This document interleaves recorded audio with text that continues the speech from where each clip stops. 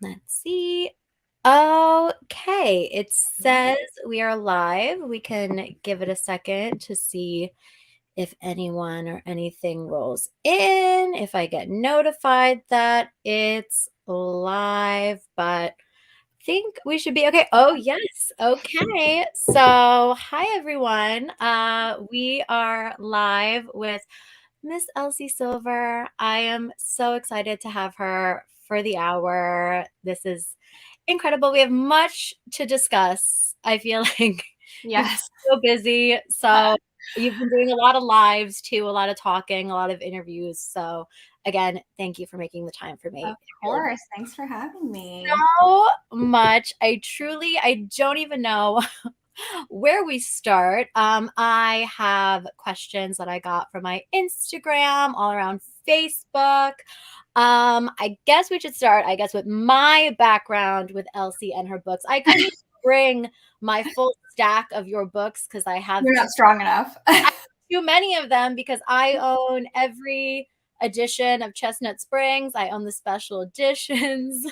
I'm just missing Gold Rush Ranch, but I'll need a second shelf because my shelf is too small There you go. for all of your books. But if you don't know, but I'm sure you do, Elsie is a small town romance author with some cowboys in there as well. So she's a woman after my own heart, I must say. Before we get into it, if I was to pick, well, I always like to say also like my first introduction, like to the author and like what got me their books. I obviously like a lot of people, but at the time I first read Flawless. It was literally right after Flawless came out. I had a whole bunch of mutuals who read it and they were messaging me. They were like, Kelly, like you haven't read this book. Like Abby, my good friend who Yeah. was like, Kelly, you haven't read Flawless? Like you don't know who Elsie Silver is? No, I was like, I've seen it floating around now. I feel like I saw a lot of people posting, like quotes and stuff and like the whipped cream. The whipped cream. Yeah. And like Iconic. the bull rider, it's like cowboy. I was like, I must read it. So I read it. I fell in love with it. Then you were like, oh, this book's a single dad. I was like, I need it. I need it right now. Book. And then it was all from there. And I've read basically all of your books except for I'm missing 2 in Gold Rush Ranch. Okay. So, but I'm Working saying your way through. I don't want to be sad that I finished all of your books. Then I know a lot of people feel that way. I must say, Yeah. a lot of people say that they take their time going through your backlist because once it's done, then we just wait. Yes. I've gotten that in my reader group lately. They're like, I've read everything. Who should I read next? So, Yeah. I see that in a lot of readers because I love author Facebook groups and just like lurking. And I feel like I see that in a lot of groups where they'll be like Catherine Powell's or like Melanie Harlow, they'll be like, I've read all of your books. What do I do now? Yeah, exactly. So so I love Elsie's book so much. And I loved her newest release. Maybe a good segue. Oh, my baby. I loved this book so much. Oh, good. Me too. I loved the audiobook. I had a panic attack when Jason Clark was announced Yes. on the audiobook. He's my favorite male narrator, I must say. So he's wonderful. Perfect. Bo, I know you talked to them last night. Both of them did a fantastic job. The audiobook is so good. Yeah. So for anyone who doesn't know you or your books, would you like to give a little summary, a little introduction, where to start? Yeah. Well, you did a good job. They're small town, contemporary, spicy. They are. I always think they're a little slower burn. Like I know they're spicy, but it's like there's a lot of tension, which is my preference as a reader. So that's probably why I write them that way. But I always recommend starting with the Chestnut Spring series and Flawless. Just because I think it's the most current and it's so easy to kind of go from Chestnut Springs back into my debut series, Gold Rush Ranch, and they're loosely connected, but you're not missing anything by starting with Chestnut Springs. And so that's the order that I would recommend. Yeah, I was that person where I was caught up on Chestnut Springs. I think actually at the time it was just Flawless, Heartless and Powerless were out, and then I was like, oh, I need to go read some Gold Rush Ranch. First Right. book in that series is Off to the Races. It's so good. I Aw. do Gold Rush Ranch. I love Gold Rush Ranch. The connection to Gold Rush Ranch to Chestnut Springs is that Violet Eaton is book 2, Yeah. called A Photo Finish, and she is obviously the sister who is mentioned, a couple times, who Yeah. Has her own life in a whole nother town. So she doesn't come around too much. She's got babies and a job and a grumpy, sexy husband. But yeah, so I loosely mentioned her brothers in her book, but that's like the only connection. And then in Powerless, they go back to Gold Rush, and you kind of get like a peek in at the dynamic in Ruby Creek. I loved that so much when they went back for a second. It was so fun. And yeah, I feel like the Chestnut Spring series is for like the contemporary romance reader that we have going right now. Gold Rush Ranch is for the horse girls. It's for my real small town girls, because there's a big focus on animals and like horses, because it's like a true ranch. Like the first book is, well, like both of them are like horse racing, like Violet's like a breeding farm. Yeah. Yeah. Well, and I always feel like Chestnut Springs is more representative of, what I'm doing now, where it's like, oh, my debut book, like that was a passion project, and I was like feeling my way out. And I love that book. I still think that if you love Chestnut Springs, you're going to love that book. But I think if you start with Gold Rush Ranch, you might not like really have a feel for where I'm at now. That's kind of my take on it. Also, the stars of Gold Rush Ranch are the horses. I'm literally obsessed with them. So cute. They're my favorite Elsie Silver characters, maybe. Okay, the horses. Aww, oh, like when I was reading them, I was just like, are these horses inspired by real horses? Like, tell me that they're real. Yeah, they totally are. Yeah. So yeah, so those are Elsie's books that she has right now. Her newest release, like we said, is Hopeless. This is the final book in the Chestnut Spring series. This follows Bo and Bailey. If you want to give a little summary about this, like I said, I loved it so much. I said it's probably one of my top favorites in the series. I love that. Heartless for me, but Yeah. I really all my favorite books are with the brothers. I must say, I'm a little. Oh, you're an Eaton girly. I love them. A summary of Hopeless. It's he's the middle brother in the family, and he's kind of been loosely, he's always been kind of on the periphery in the other books. I feel like some people like really picked him out as someone they were excited for, and I always was a little bit like, wow, but he's like really not involved compared to some of the other characters, because he was always deployed, or spoiler alert if you haven't read Powerless yet, he does go missing in action while he's on a mission. He's a special forces tier 1 operator, and so this is kind of the aftermath of him leaving the military and kind of just finding his way in the world again after spending so much of his young life and career kind of being that like hero complex on a really grand scale, and then coming back to the ranch and not loving where he's at in his life, but also just dealing with some aftermath and trauma and PTSD from his time in the military. And then we've got Bailey, who is the heroine, and she's from kind of the family that's on the wrong side of the tracks, not well liked in town, especially her brothers, but she's kind of been folded into that dynamic, even though she wants nothing to do with them. And Bo kind of sees through all that, and she becomes the the person who he's saving now that he's not in the military a little bit. So they end up in a fake engagement to kind of get his family off his back, and for her to, maybe get the town off her case a little bit, with the kind of goodwill that comes with the Eaton last name in Chestnut Springs. So this book, it's funny because it's like just them sort of living day-to-day life together and figuring out their dynamic. Like for me, this one was very character driven. And I love that. Like I love just seeing them do normal stuff together. So yeah, it's kind of a story of growth for both of them, I feel like. I feel like actually, I feel like it's safe to say, I feel like almost all of the Chestnut Springs books also have an element of forced proximity to them. Oh, always. I'm like, how do I? It's so much all of your books. Yeah.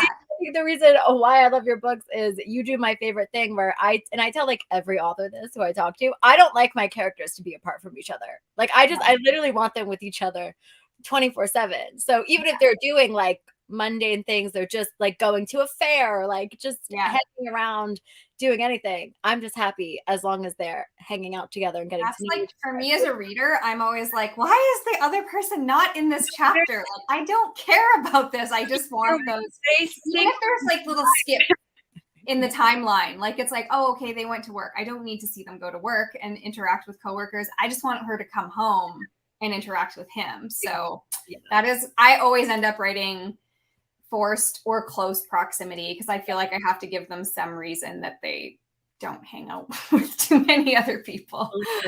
I appreciate it because again, that's what I like to see. So yes, Hopeless is the newest release. Technically, every book in Chestnut Springs, is like a standalone, but I feel like this is not the order, but I feel like you have more fun when you read them in order. Yeah.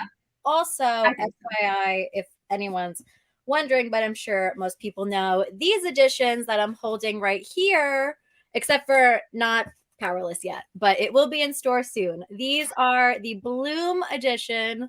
So these are the published versions that you should be able to find in bookstores, retailers. So they're slowly coming out. I think they're coming out nicely because these two are out now, Flawless, Heartless. When is Powerless out in stores? It's out finish the second week in November. No, first week. I don't. Yes, it's like I think it's the 7th. I think it's November 7th. Yeah, I'm sure you get it. Yeah, and then it's like monthly. That we took 1 month off, so I could do my indie release of Hopeless, and then the publisher picks up. So then it's Powerless, in November, Reckless in December, and Hopeless in January. In that version, I completely forgot. I forgot to bring up my copy of Reckless. It's like I knew I was something.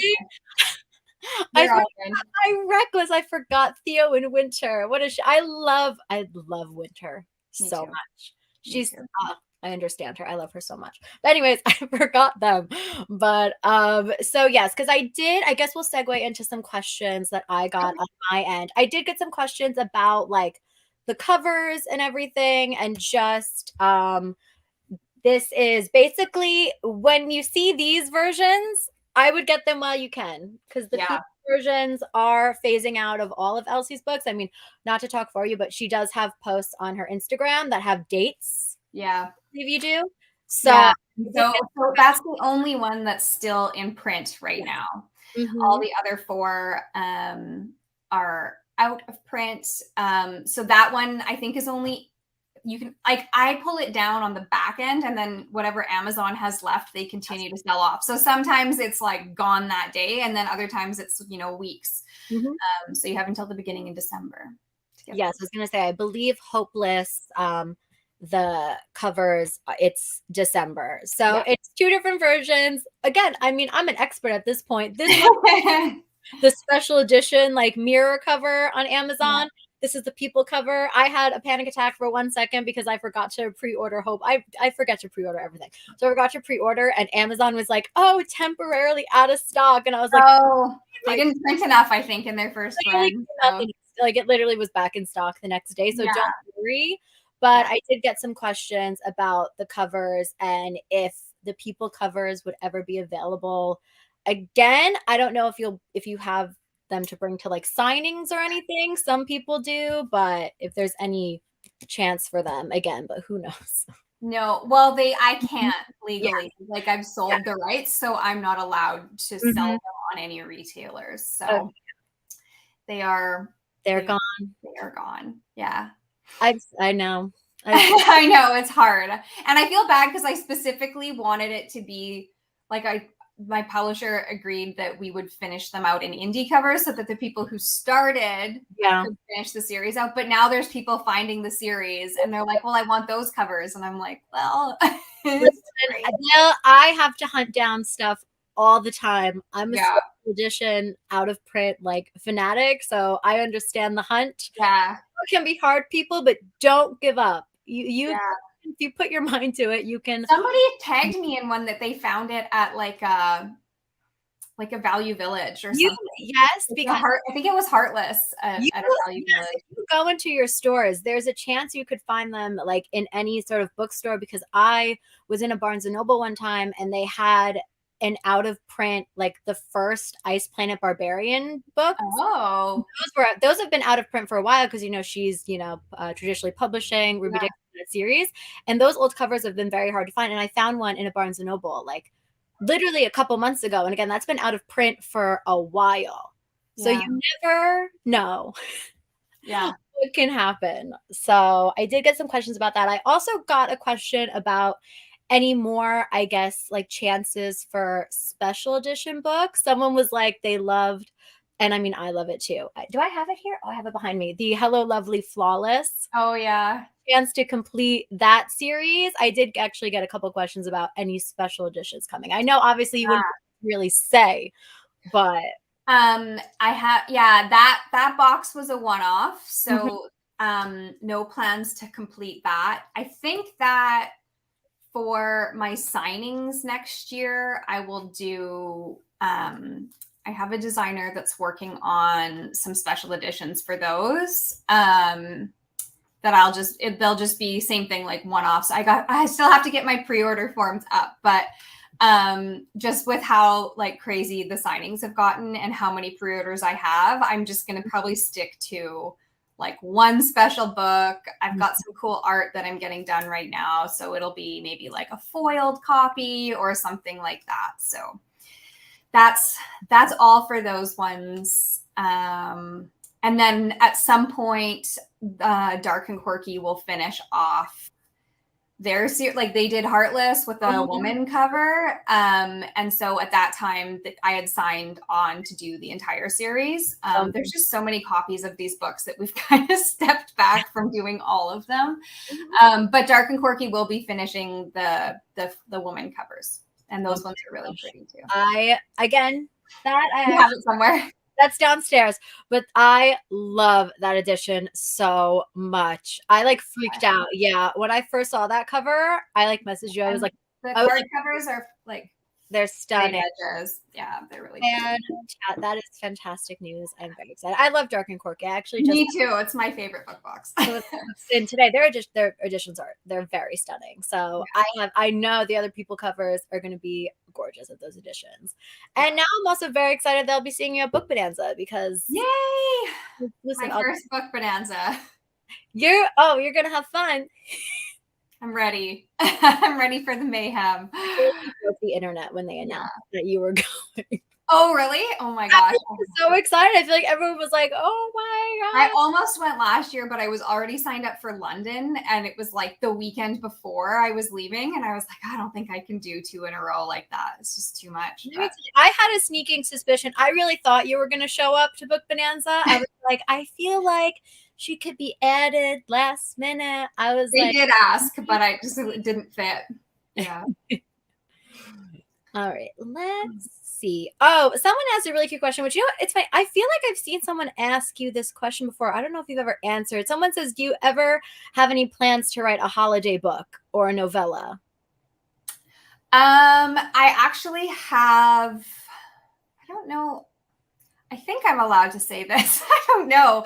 I wrote a short story for an anthology. It is like, I don't know, 14,000 words, like not too long, but it's Christmas in Chestnut Springs, a very original name, I know.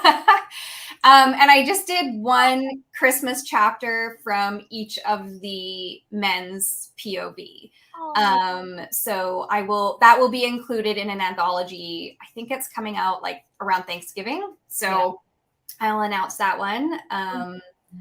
So that's the only holiday thing kind of like on the docket right now. Oh, I love that. Oh my Yeah. God, that's so cute. It's just vibes. It's not spicy. It's just vibes. Like That's just honestly, updates. I Yeah. feel like with Christmas novellas, it's either like cute and cozy holiday vibe, or it's just like completely unhinged, like monsters or something. There's no in Like a between. really crazy Christmas novella. Something Yeah. really wild with like Santa Claus, or it's just like really cute, cozy, small town Christmas. So Yeah. that's what I like to see. Oh, that's so cute. Yeah. I like this question where it says, "Is there a trope you haven't written yet that you want to?" Hmm. Maybe in the upcoming I series. used to say secret baby, but now I've done it. So I'm like, Oh, Um, you've done a lot of tropes now that I think about it. Like, I really, what haven't you done yet now at this point? yeah. Because you've I done. think I think I would enjoy like not I think I like trying tropes that people say they don't like because I feel like it gives Oh, me yeah. Mm-hmm. kind of like I don't know, like a challenge a little bit, right? And so I could see myself trying like a love triangle at some point, like a little angstier vibe on something. Mm-hmm. But yeah, you're right. I feel like I've written so many of them now. Yeah. Yeah. And I haven't done Marriage of Convenience yet. Yeah, I love, or even you haven't done either like a Marriage in Trouble either. Yeah, Marriage in Trouble. I know. I need to read Anna Huang's new book that's coming out. So I can... Yes, I love Marriage in Trouble. I say, again, I say this all the time to like when I talk to authors. I love books that have to do with marriage. That's why if it's a Yeah. marriage of convenience, engagement of convenience, marriage in trouble, I just find the dynamic to be so interesting. Not even just for the like, where's my wife of it all, Yeah, but yeah, yeah. anything like that, I think is so interesting to read about. And I would love if you did like a marriage in trouble or like a marriage of convenience. That would Yeah. be because we have an engagement of convenience. I know, I know. I think I on want a my wedding. I want series to I have I've wedding. plotted one as a Marriage of Convenience book. Ooh. Yeah. It's just it's a trope that I think hits every time. It just does Yeah. every That time. tension, that forced proximity. There you go. That's why. And it's if it's a marriage or like again, any I mean, same with like fake dating too, but again, mostly if it's a marriage of convenience, they obviously are like, we have to live with each other. So Right? just get that forced proximity and then my characters, they never leave each other, and that's what I want. Yeah. Just want them to be in the same space at all Yes. times. I guess maybe we should segue. I don't know what you can tell us about what you have, but some sleuths on Amazon, and then obviously it was officially announced. But and maybe it was also hinted in this, maybe, Yes. maybe Yes. that we have the next series that's coming because obviously Chestnut Springs is done. Go Back Gold Rush Ranch is done. So once you finish those two series, we can wait for the next one. I think the first one is called, is it Wild Love? Wild Love. Yeah. Is that April? April, I think it's April 9th. I'm so proud of myself. I never remember dates of anything. So Oh, I'm like, there's so many dates in my head. But yeah, in my head. But yeah, April 9th. That's the plan. So a little, yeah. A little longer between releases for me, but now with the publisher in the picture, that kind of like changes my timelines, which is actually like kind of nice. And this is going obviously straight traditional publish, right? Like only for paperback. okay. Yeah, only for paperback. So I'll still be indie on my ebooks and my audio. But yeah, it's so much fun seeing the books in stores, and Bloom is so great to work with. So that is really exciting for me. But yeah, we meet the hero in Hopeless. It's Ford, Willa's brother. I knew it. I'm so excited. And I am like down so bad for this man. I made him up and I'm like so obsessed with him. Even it's just a hot name. So I know that's what my one developmental editor, she was like, this name is like just a hot name.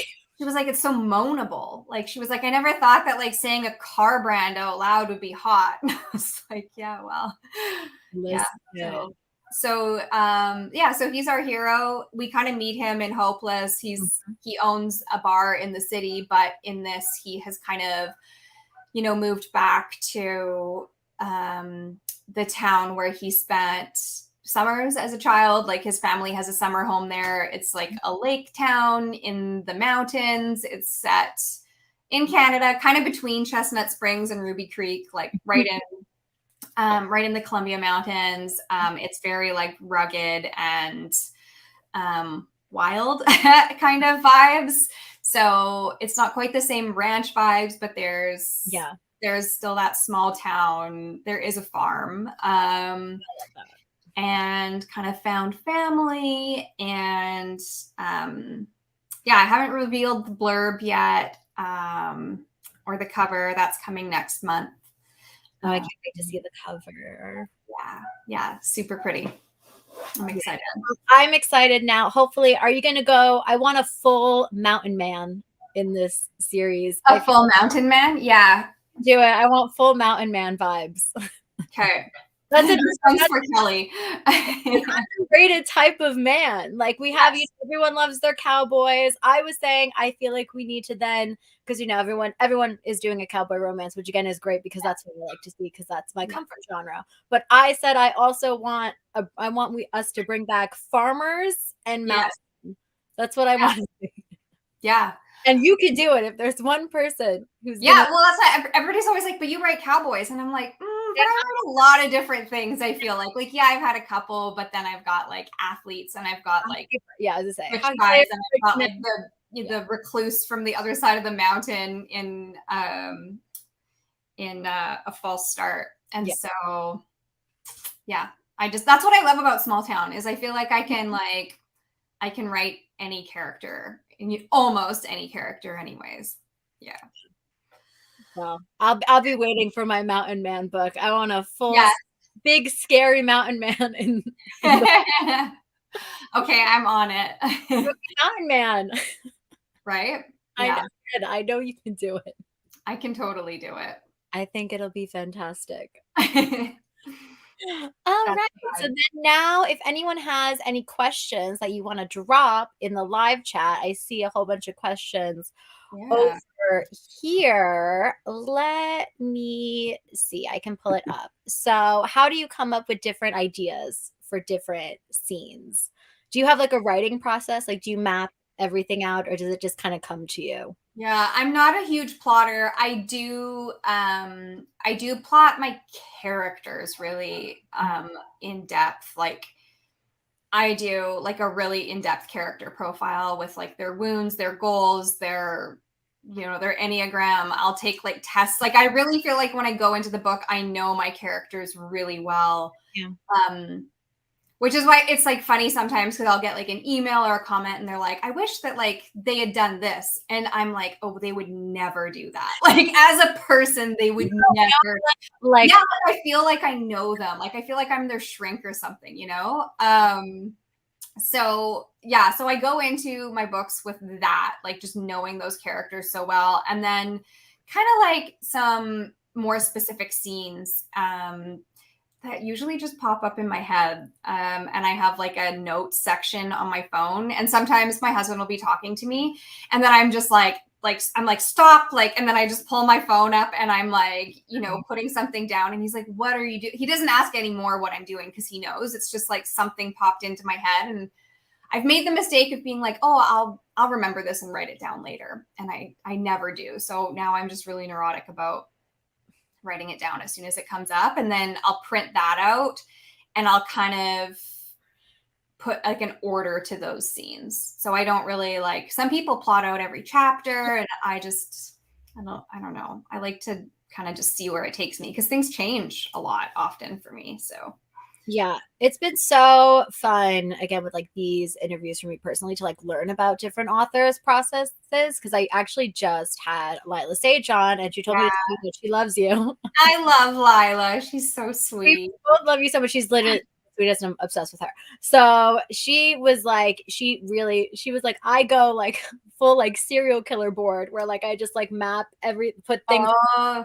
So it's like a similar idea where like if she'll have an idea, she'll just like stick it up there and then just figure it out. So I feel like most authors, again, depending, isn't like a full map out being like, here's chapter 1, chapter 2. But Yeah. some people do say that they write in chronological order, and that's very impressive.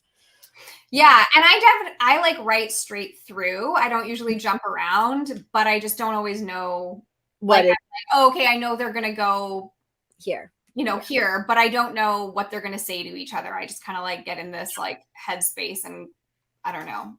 It plays out like a movie in my head when I'm writing. So, yes. yeah. I like this question where it says, oh, who is your favorite character to write in Hopeless and why? Bailey. I love Bailey. She was just like, Girl, for me, she was so refreshing because, you know, I feel like this is one of those times where people were like, oh, I hate the virgin trope. And I was like, okay, let's see what we can do with that, you know? And so, because I don't want to write personally, just for my own like excitement, I don't want to write the same characters over and over again. Like they need to feel really different for me. Yep. So that I like stay engaged, and like I don't have to relate to them either, right? Like I think that sometimes it's like living somebody else's experience. So Bailey was so fun for me because she's like naive but curious, and is like a modern woman who's grown up, and you know there's elements of generational trauma with her, right? Like she's seen stuff, she like knows what's out there. And I just think that like, yeah, with the internet and with social media and, you know, Pornhub or like whatever, there's like all these like ways for women. Like sometimes you see a virgin and she's like, oh my gosh, what does the penis look like? And I'm like, you know, I don't think that's really accurate anymore. So I had fun making her just like a very modern virgin who was like eager to have sex. Like it wasn't for a lack of wanting to, it was just like her situation or her circumstances.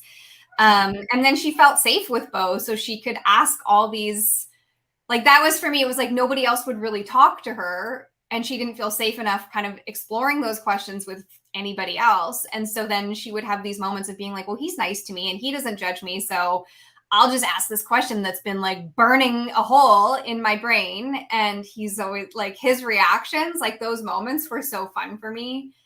And then just like seeing her kind of like evolve and stay true to herself. And that scene at the end where she just like demands everybody stop treating her this way was so, I don't know, refreshing for me. And then, you know, like to me, they didn't really have like a breakup, but she was like, I'm so mad at you. Like, I can't even look at you. But then she's like peeking out the window at him because she's obsessed with him. And so, yeah, I don't know. I just felt like she was, just like she was a very clear character in my head. I felt like I just really, I don't know. I just loved her character. I loved her so much. I loved the dynamic, the way she would literally, you know, she would just be like sitting there and then she'd be like, oh, have you ever done? Yeah. But she's also like hardworking and practical and not like, like she's like, oh, okay, like I have to work hard. That's fine. Yeah. Right. Yeah. So yeah. I like that. She was such a great character. I loved her so much. And they're just, I love their little, obviously, I love an age gap too. We haven't even talked about, like, I mean, the tropes and Hopeless. Again, like setting it first. I love age gap. I know some people don't like it, but I love not around here. My number one trope is age gap. My husband is 9 years older than me, so I like never feel like I'm like, this isn't that big of a gap. Like I never feel like, unless it's, you know, like 20 and 40 or something, or 50, like, you know, like Hush Hush or something, right? Then I'm kind of like, woo, okay, I still read it. But when it's like this age gap for me, I was like, well, I don't know. Boys are immature. The age gap is like 9 or 10 years. I'm like, guys, but there are age gaps, like you mentioned, Hush. There are ones that are even bigger. Yeah. Like get crazier if you want. So, but so again, Hopeless being fake engagement, small town. I like the age gap. I like virgin heroine. I feel like I don't read it as much. I actually read actually a small town romance that I love so much, which is called Saddle Up Cowboy by Sade Renee. He's a virgin, and it's a like age gap where Ooh. she's older and he's younger, but it was so spicy and sweet. And I just think it's such an underrated trope. Like when it's done well on no matter what end, I just think it's such ooh. Because then when they have like their first experience together, it's like so Yeah. special because it's a romance book. So obviously it's like a Yes.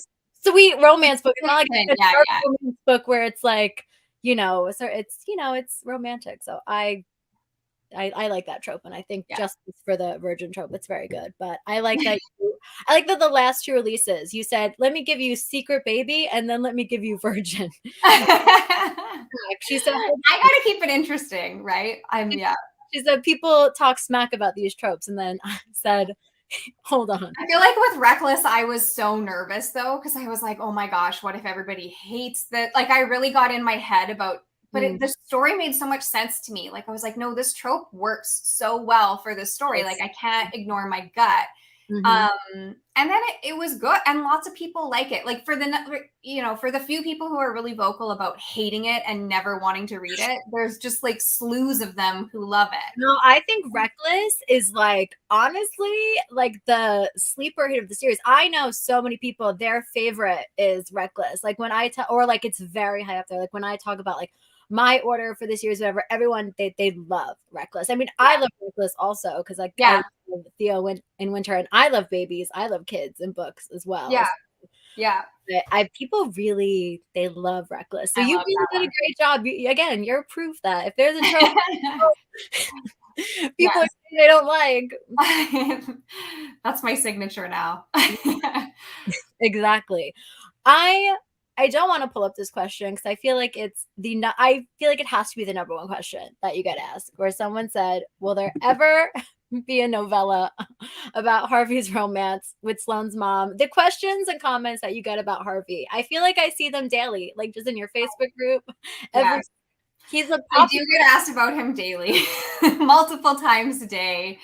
Someone's asking about him right now somewhere else. Yeah, no, and I know he's so like well loved and such a kind of core part of this series that it's like everybody has their favorite book, like that they would rank them or whatever, but overall, like Harvey, like there's no disagreements about Harvey being lovable, right? So I kind of love that he's just like that thread through this series.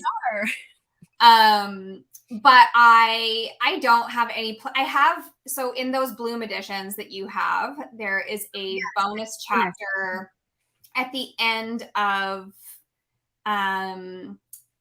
each book. So I wrote it specifically for those ones because they kind of went to print late. And so those all together equal about a novella or a short story. So the first two don't involve Sloane's mom. They're just kind of like vibes. I don't know if you've read them. I don't want to spoil them for you guys. And then there is like a short romance arc that's very like fade to black with Harvey. And he ends up very happy, I assure you. But that's like the most that I'll be writing about Harvey. Yeah. Again, like I said, I see it all the time. Everyone's just like, where's Harvey? Where's Harvey? I know. And it's funny because I've had people be like in the I imagine him as Jason Statham. And I'm like, what? Like he's 70, like, or in the last bonus scene, he has his 70th birthday party. So like for me, he's like the endearing grandpa character. I think people he's not like character energy. Like some silver fox. Right. Like writing like a hush hush kind of book about him, but it's like he's not that kind of man. Yeah, and I love that they see him that way. It's just not how I see him. Yeah. I will say personally, I love him, but that's also not how I see him. I see him as, the funny, he's a grandpa, he's just a funny dad. And he really, I feel like, especially he makes me laugh in all of the books, but in Hopeless especially, he was really making me laugh. Like I quite literally think I laughed out loud at like a big scene or something. Was it the Golden Retrievers or the Labrador Retrievers or whatever it was, or the goat? Yeah. Also, I mean, my favorites, my babies, Willa and Cade were making me laugh. I feel like Hopeless was so good because you really got a taste of everyone. Yeah. So that's why it's fun to read the books in order. In order, yeah. Spend the time with the characters, and then when they pop up in the other books, it's just like that special, like in Hopeless, like something happened between like Willa and Luke, like they were just like so like fat, like like they were that scene made me cry. I was like, why am I writing this? But I loved that scene because I love those like girl gang scenes. Yeah, I was like, I love them so much because this is one of my favorites of all time. So I was just like, anytime I get to see them, which also I don't know if you can say, because there have been again some questions about Wild Love. I can only will Willa be making an appearance since it is her brother? Will she be? Willa does make an appearance. Yes, I think for maybe 2 chapters she's in there. She pays him a visit to give him hell. My girl. Yes, she does. Her, just the best. She is fun, yeah. And I feel like, I don't know if it's a confirmed trope for Wild Love, but maybe to get the people excited, isn't Willa's brother and like her family, they have some money, right? So can you say, I guess it's like a rich man? He is.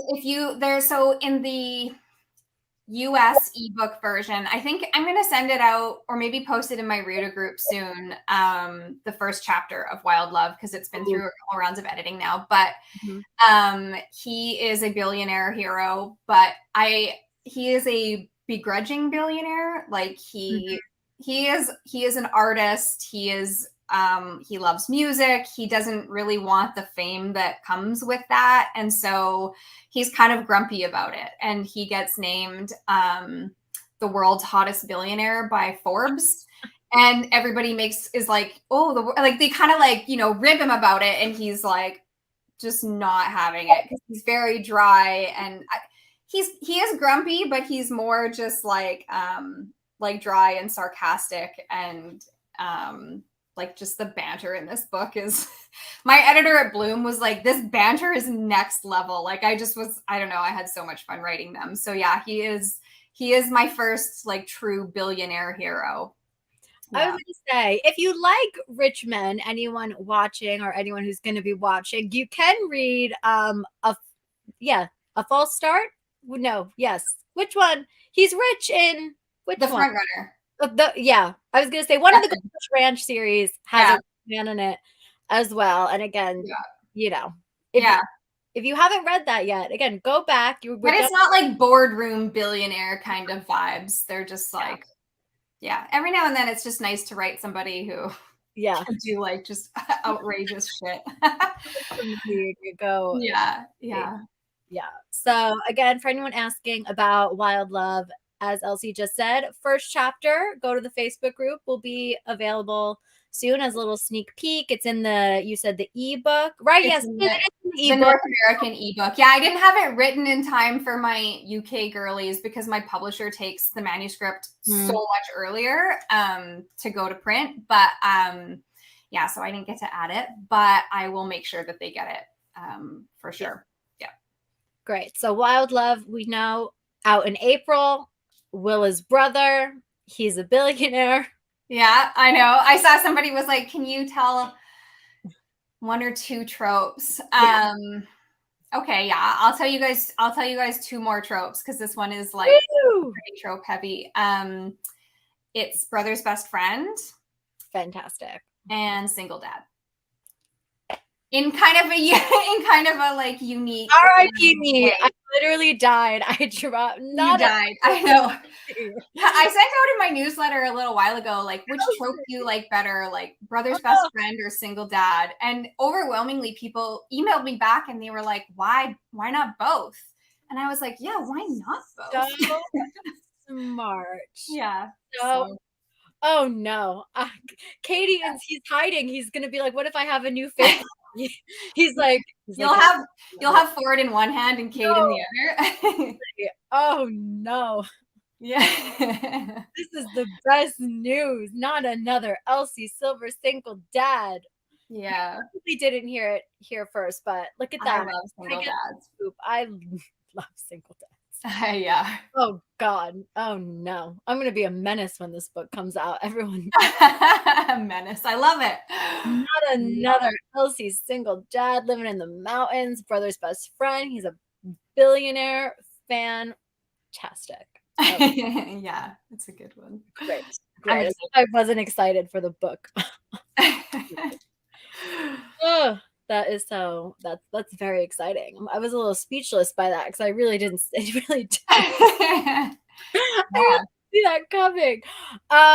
What I know you if you want to then say any like events, signings that you have coming up. I know you're going to Chicago, but I'm like, well, New York, you can come back. Yeah, I know. I get the most requests for like New York and then in Canada, like my East Coast, Toronto, Montreal kind of girls. So that is something I'm working on, but it's not on the books. Yeah, but it's me and my team and my publisher and my agent. Everybody's like, wow, they really want you out east. So it's like definitely in the works. But I don't have any good information about it yet. Aside from that, yes, I'm going to Chicago at the beginning of November. And what else am I doing? I'm doing again, I don't know if they pronounce this or not, but I'm doing the fall fling with Books a Million in Nashville. Like, I think my signing is in Chicago on Wednesday, and then the fall fling in Nashville is on Saturday. So that same week, I'm just staying down in the States. So I'll be there. And then next year, I'm doing the Bells. Is it the Bells, like a Charleston signing? South Carolina. I don't remember the name, but in March. That's actually my birthday weekend, so that's kind of fun. And then I'm doing Book Bonanza. And then I'm doing the Calgary signing in Canada, like Banff one in July. And I think I'm going to try and do Vegas next year. Please. So it's easy for me to jet down there. Oh my gosh, I feel like I'll be at Vegas. So at the end of the week, that'll be a fun one. I know my husband wants to go to a Raiders game, so he was like, "Can you do a signing down there so that we can like go to a football game?" So hopefully they're playing in town that weekend. Does he come with you a lot when you go to signings? He hasn't. Usually my assistant does. But when we went to London this summer, he came, and that was his first signing, and he was just like, he's very organized. Like you should have seen him. I was like, I don't know. There's like books everywhere. He had like the line all organized. It was so organizing your life, like, Mr. Silver. Like everybody had Post-its, so I didn't misspell their name. Like he was all over it. That's so funny. He loved it. He was like, I'll do that again. So yeah, we'll see if he does anymore. I think Charleston, he's going to come, but we're going to bring our son. So he probably won't be at the signing. But yeah, no, he's a good assistant if I'm in a pinch. I was going to say, he's basically, you just have another assistant. Some people were like, can we have a picture with you? And that's where he like draws the line. He was like, no, no, I don't want pictures with people. Yeah, it was cute. That's really cute. Oh, yeah. I know you were saying a while ago when the books were going in, to the stores finally. Have you gone? I mean, I'm sure have you gone to the stores, gone with your family, gone with your son, and been like, look. He loves to go when we go in a bookstore, he used to just like jet straight to the children's section because he's really into books too, which is adorable. But now he jets to the romance section so that he can see if my books are there first. Oh my gosh, he'll be like, Mom, look, and he's like, no volume control, right? So everybody's looking, not just me. So it's really cute. Aww. Yeah, he's so proud. It's adorable. That's real. That's so cute. That's so special. Yeah, it is. I've talked to a few, authors about it. It's just like it's so special for you guys to be picked up by these publishers and like seeing your books in the store. I know some people can get like, like a little like readers can get a little like frustrated with like when books get picked up by publishers because like delayed like release dates or like cover changes, but like they don't understand that it's like it's a great thing, obviously. Yeah. I never saw your books. I mean, sometimes my Barnes and Noble will have hidden like indie gems hiding. It obviously depends on the location, but I never, saw any of the indie books like out in the wild. And now every time I go into a Barnes and Noble, they're there. They're on a table, they're on the shelves. And I'm just like, oh my God, hi, Elsie. I'm like, there she is. Yeah, no, it's super special. And I mean, like, honestly, I understand the frustration and I understand like the cover preferences. That's been a hard pill for me to swallow, even like, I mean, I do love the covers that the publishers have come up with, but I honestly, I still love a couple cover. I'm obsessed with your people covers. But it's like, I have to shift my mindset about like, there's the covers that I like, and then there's the covers that are like winners from a merchandising standpoint, right? And when you look at them up on a wall, it's just like a different, they have all like this publisher marketing knowledge that, is different than what you see on Amazon in like a thumbnail or whatever. So it's a learning experience, but it does like open up time and space for me to like write even more, or produce a better quality book. So it's exciting to have those kind of supports in place. Yeah. So no, it's all good things. And I mean, again, if I'm going to keep bringing it back to Gold Rush Ranch because it deserves better. If you want people covers and beautiful discreet covers, indie versions of Gold Rush Ranch, those are still available. They are. Yeah. And both covers in that series. The discreets are so stunning. I love the watercolors. They're so pretty. So perfect for that series. I mean, the people covers are really great too, but the discreet covers for Gold Rush Ranch, needing to get them. They're so beautiful. I love them. Again, it has a horse on it, so if the cover has a horse on it, I know, right? I'm gonna be like, give me the book. I know. My one friend calls them like, I don't know, Shania Twain, Barbie, horse girl like covers. Like, she's like, they just look like saddle clouds. So that's such an accurate description. Yeah, I'm a big Shania Twain person myself, so I actually saw her in concert over the summer, and she was incredible. So amazing. And she's Canadian. Queen of Canada. I was gonna say she's a Queen of Canada. Queen. Love her. Yeah, I know. So I want whatever water she's drinking. Let me tell you, she looks great. She's gorgeous. And so she was just so sweet and like high energy. It was incredible. You're gonna be like the Shania Twain of Book Bonanza. Oh my God. I'm serious. You're gonna be busy. I gotta get some new cowboy boots for Book Bonanza, I feel like. You do. You gotta get some spicy outfits. You should have a whole boot. Some people go very crazy at Book Bonanza with their boots. Yes, you should get a whole. You should have seen Megan Quinn's booth this year. She had a whole like a carnival. She went crazy. You should get a whole like Western theme. Get like a horse that you can take pictures with. A horse to take pictures with? Oh my gosh, that would be so cute. I'll just design your booth. I'll send you. There you go. An email. I'll be like, Elsie's. You're on it. I love it. Okay, let's see if we have any last minute questions. Yeah, we've got a few minutes. 10 minutes left in the hour. I'm like, is there anything that I'm missing? Let me see if there are any questions that I'm missing or anything else people need to know, because we covered, again, a beautiful sneak peek about Wild Love is in this chat. So again, we'll just be directing everybody here for all the tea. Thank you for making me look cool. It means a lot to me. You are cool. Oh, stop it. I'm okay, but let me see. Yeah, we covered the covers. We know about Wild Love. We know what signings you'll be at. Oh, I feel like, I don't know, someone mentioned your books, they don't have playlists, do they? Because I know they're not in the books, but I do have playlists. Yeah, if you go to my website, there's like a Spotify symbol down by all my social media stuff, and there are playlists for every book. Oh my God, that's so sweet. Oh my God.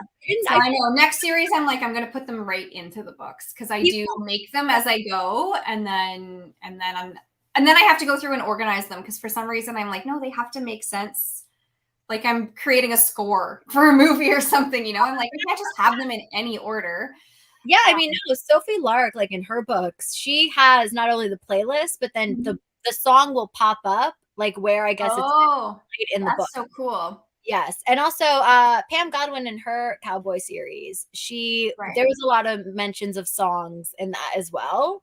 And it Yeah. really like it kind of like sets the scene. Like there's it's Breathe by Faith Hill is mentioned in one of the Pam Godwin books. And now every time I listen to that song, I literally think of the book. And I'm like, Aw, I this is love that. the book. And like so I think it's cute when like, Yeah, music incorporated into the books. for And like sure.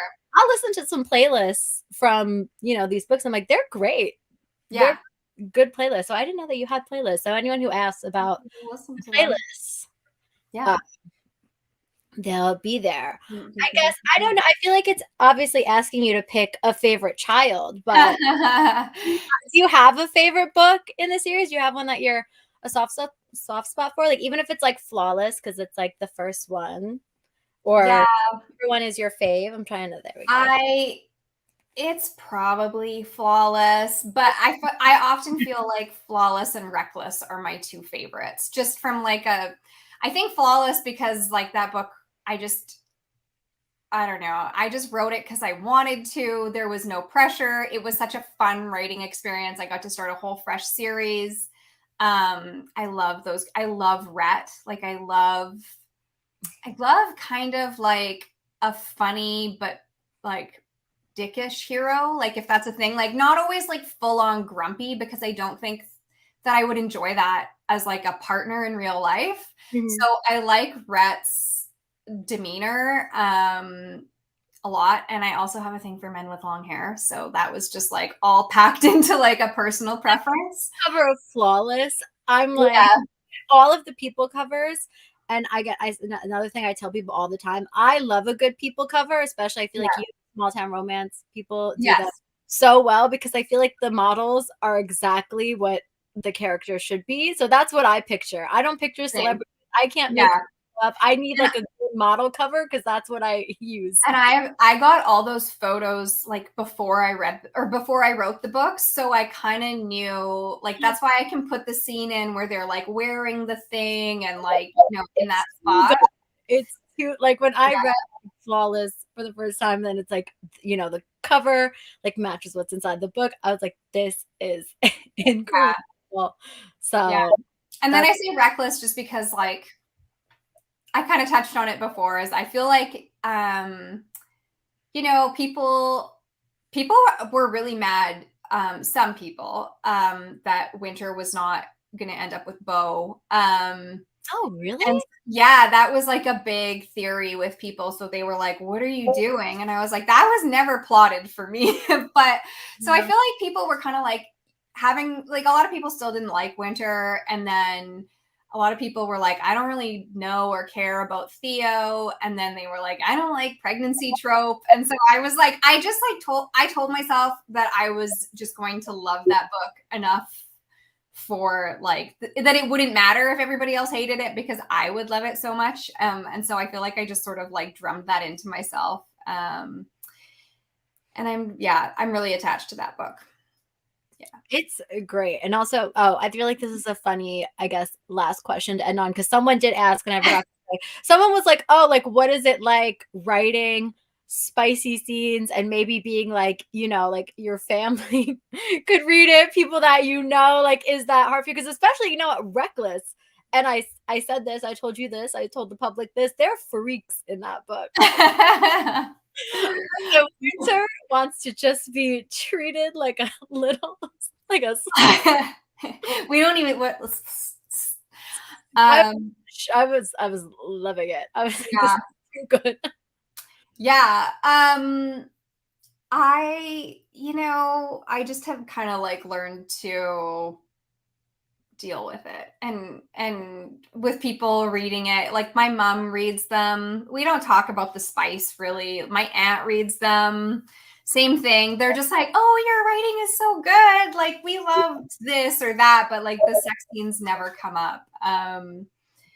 And yeah, I like it's funny because I just write those. I don't spend a lot of time planning my sex scenes. I just end up kind of like in the moment going with it, and then people sometimes bring them up and I'm like, ooh, and because they're like, you seem so sweet. And then you write this scene. And I'm like, well, I don't know. It's like the back brain or something. But the So hardest part for me then is listening to the audiobook.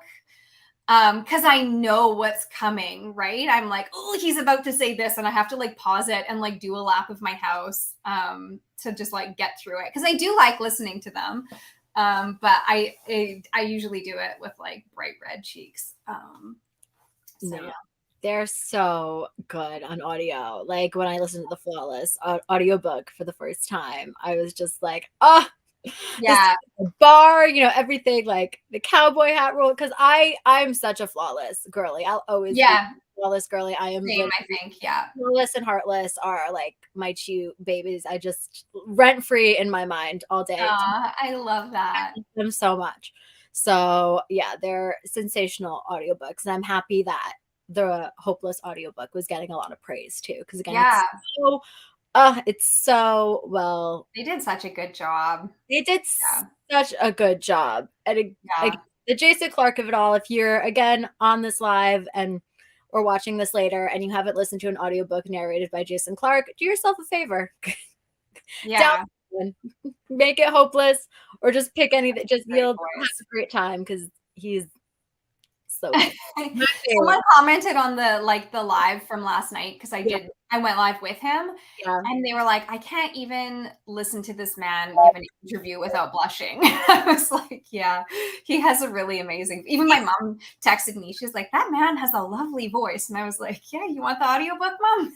He's very good at what he does, and hopefully you work with him in the future. I mean, I like that I'm pretty sure each person, like each audiobook in the Chestnut Spring series, it's different narrators, Yes. which Yeah. I like because I think it, differentiates. Yeah, for me, I'm like, okay, now like Rhett is like Sebastian York Yeah. is Rhett in my head. Like I don't want to use him again. I want like, some variation. Just I don't know. The way my head works is like that. And then it was so funny because I always give notes to my producer when like I send the manuscript in to do audio. And I'm so tired. There's so many characters. The series is like finally done. Like I just was feeling so exhausted by the time I got that manuscript to her. And she was like, I'm just going to tell the narrators who the other narrators were in past books. And then they can kind of go from there. And man, I don't know if you noticed the scenes where Bo and Jasper are talking and like Jason Clark imitates Teddy Hamilton Oh, so perfectly. Like I didn't have to tell him anything about Jasper. He just was like, okay, now I'm going to do my Teddy Hamilton. And it was so funny. because I I mean, mean, it was, they're all friends and they all know each other. I mean, like for the most from what I've gathered, like talking to them and everything. for So they're sure. familiar with each other's work. That's so Yeah, it was pretty cool. funny. Yeah. Oh, okay. Well, Okay. we are wrapping up. It's been an hour. Thank you Aw, thanks for having me. so much for joining me and Of course. everyone here. Thank you guys for joining us and asking questions. It Mhm. so much to me. As we wrap this up, we know Hopeless is out now. Chestnut Spring series is complete. We have Wild Love that's coming out in April. And then again, if you haven't read Gold Rush Ranch yet, you can go back and read Gold Rush Ranch. And thank you, Elsie Silver, so much. Thank you, Kelly. It was And so fun. so much. My favorite. Thank you so much for being Aw. very, very special. So thanks for being Aw, you're so Thank you sweet. everyone for Thanks, you guys. being. Bye. Bye.